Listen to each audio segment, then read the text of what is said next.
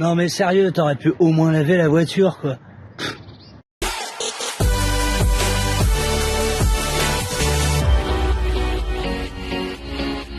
Bonjour à tous et bienvenue dans ce TLMP un peu particulier où nous sommes en extérieur pour tester cette voiture. Et ouais, aujourd'hui, on teste une voiture, l'Opel Zafira de 2015, une voiture qui est bien pour la conduire. Qu'est-ce qu'elle a de si particulier cette voiture? Eh bien, comme toutes les voitures, elle a 2 roues, 5 portes, un volant, un moteur, un coffre, des sièges pour s'installer dedans. Le coffre, parlons-en. Cette voiture est un monospace, donc elle a un grand coffre. Pour preuve, l'air de rien, on peut en mettre là-dedans.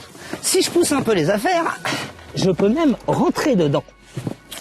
Je pourrais même y dormir si je voulais, tous les sièges sont rabattables. Et c'est une 7 places. Vous avez les sièges qui peuvent se remonter, ce qui fait que vous pouvez avoir 7 personnes dans la voiture. Ce qui est quand même pas trop mal. Au niveau de l'intérieur, eh ben, il y a quand même beaucoup de place. On y est très bien installé. C'est très spacieux. Vraiment une bonne voiture. Et le moteur dans tout ça? Eh ben le moteur, le voilà. C'est un 1 litre... Eh ben je sais même plus ce que j'ai comme moteur. Bon bref, c'est un moteur diesel Ecotec de 130 chevaux qui fonctionne super très bien. C'est un CDTI et qui marche du feu de Dieu. Ah putain, il est chaud. Bon, ok, d'accord, mais pas le tout. À l'intérieur, ça donne quoi? À l'intérieur, vous avez un merveilleux tableau de bord qui est quand même assez classe, tout électronique. Vous avez un frein à main électrique, vous avez la climatisation automatique, vous avez des rangements partout, comme vous pouvez le voir sur cette vidéo. Vous en avez au-dessus, vous en avez en dessous, vous en avez vraiment partout, et ça, c'est top. Ce n'est rien d'autre qu'une voiture allemande, c'est une Opel Dodge Qualited.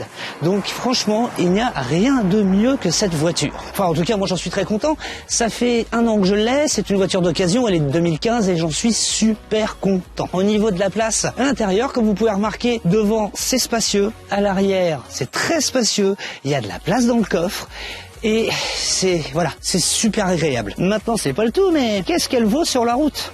On voit ça immédiatement.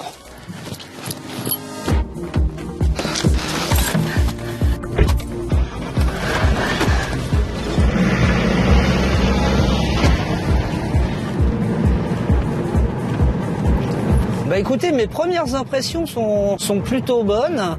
On est quand même bien assis. Le moteur est plutôt silencieux. Le volant est plutôt agréable. On l'a bien en main.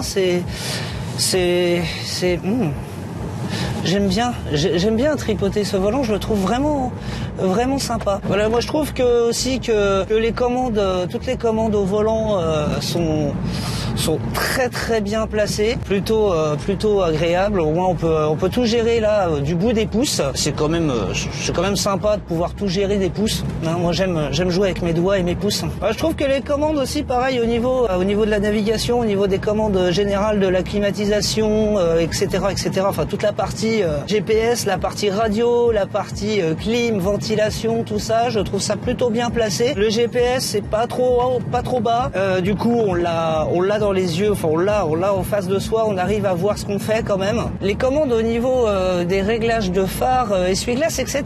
sont un peu compliquées, qu'on n'a pas l'habitude. Non, on est bien dans cette voiture, c'est quand même très agréable. Alors déjà, moi je trouve que la suspension, alors c'est peut-être le seul défaut que je trouve, mais après c'est une routière, hein, c'est une routière familiale. La suspension est très souple. Alors en soi, c'est pas gênant. Quand on est sur autoroute, qu'on roule, pour faire vraiment de la route, c'est très agréable parce que du coup c'est très confortable. En revanche, vous voyez là, je passe un dos d'âne. Quand on passe un dos d'âne, qu'on prend les virages un peu secs, j'ai l'impression d'être dans un bateau, quoi. C'est voilà. Je sais que certaines personnes d'ailleurs ont le mal de mer dans cette voiture en tant que passager. Je connais une personne, ma femme, qui justement a le mal de mer dans cette voiture en tant que passager parce que je pense que c'est dû à la suspension qui est ultra souple et qui fait que t'as vraiment l'impression d'être dans un bateau, quoi.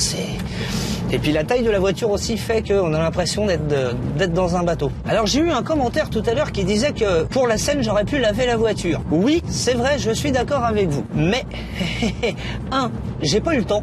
Hein. désolé.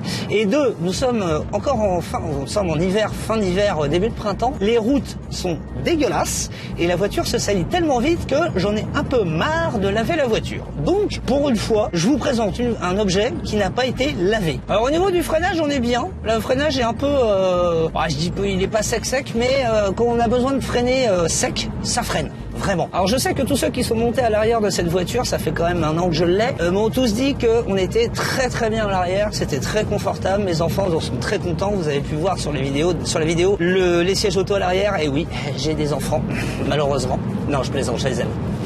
D'ailleurs, si vous me regardez. Là, on est sur les petites routes de campagne entre le Loiret et la Seine-et-Marne. Franchement, c'est sympa, c'est mignon, tout plein. Alors, on reprend un Dodane, un peu plus sec celui-là. Bon, ouais, c'est vraiment un bateau, hein. Ça fait wow, on a l'impression d'être dans un bateau. C'est pas désagréable, au moins c'est vrai que c'est moins raide, on sent moins les bosses. Moi j'aime bien. Au niveau de la consommation de la voiture, elle est très lourde. C'est une voiture qui pèse 1,7 tonne. Résultat des courses, si on n'appuie pas dedans, on est aux alentours des 4-5 litres, plutôt 5-6 litres au 100. Par contre, dès qu'on commence à appuyer sur le champignon, on monte très très vite à entre 10 et 20 litres au 100. Alors là par contre, ça suce. En règle générale, en moyenne, je fais dans les 800 km avec un plein. Entre 800 et 900 km avec un plein, ce qui est quand même bien. C'est quand même pas mal. Hein. Il y a de quoi rouler quand même. Heureusement d'ailleurs. Bon là, on va essayer. On va appuyer un peu sur le champignon. Là, il y a un piéton, on va éviter de le tuer. Hein. Alors, c'était un pêcheur, il pêchait. On réappuie sur le champignon.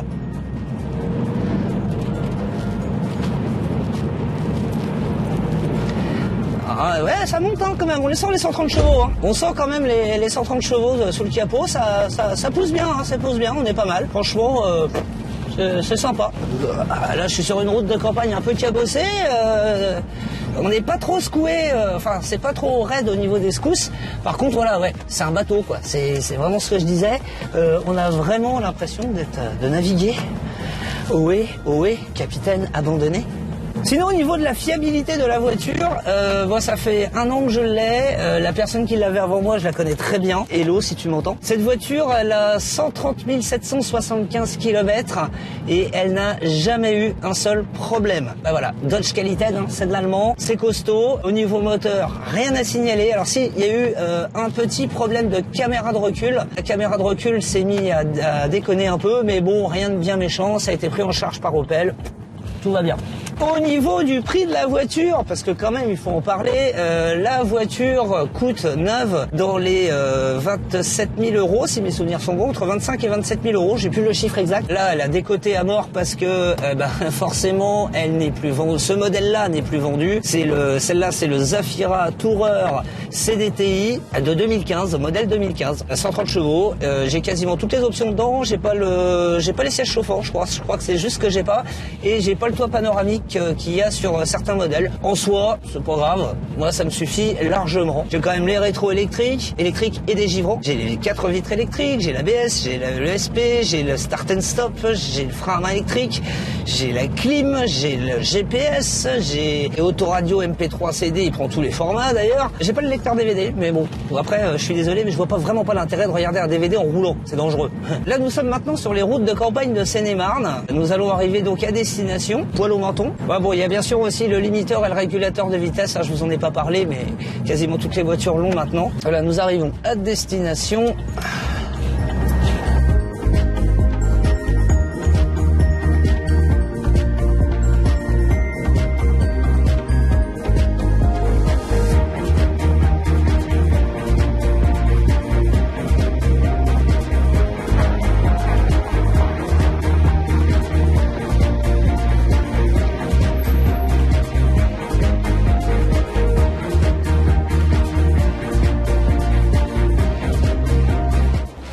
Bon, c'est vraiment pas une mauvaise voiture. Là, je peux vous le dire. Mais, parce qu'il y a des mais, quand même. Il y a quand même quelques défauts sur cette voiture que je vous ai pas dit. Déjà, pour commencer, ça se passe ici.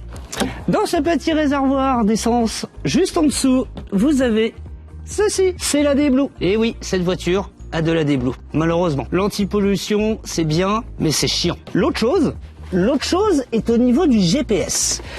Quand vous devez sélectionner une adresse, il y a des manipulations de fou à faire.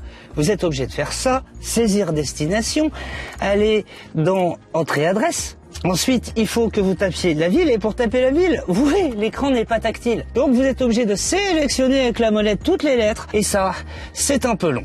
Hormis ces petits soucis, c'est une voiture qu'elle est bien pour la conduire. J'espère que cette vidéo vous aura plu. C'est la première fois que je fais une vidéo sur une voiture. Un teste-moi le produit sur une voiture. Quand on est tout seul, je peux vous dire que c'est compliqué. Mais bon, vous avez pu vous apercevoir que j'ai lavé la voiture entre deux, quand même. Hein. Le commentaire que j'ai eu tout à l'heure, j'ai préféré la laver. Et je me suis aussi changé parce qu'en lavant la voiture, je me suis sali.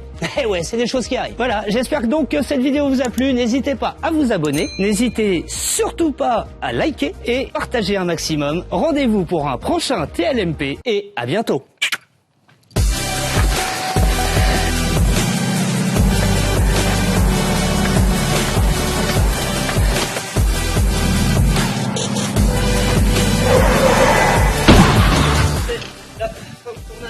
C'est la fin de tournage. La fin de tournage. Ah bah bravo. Ah ouais, je te jure.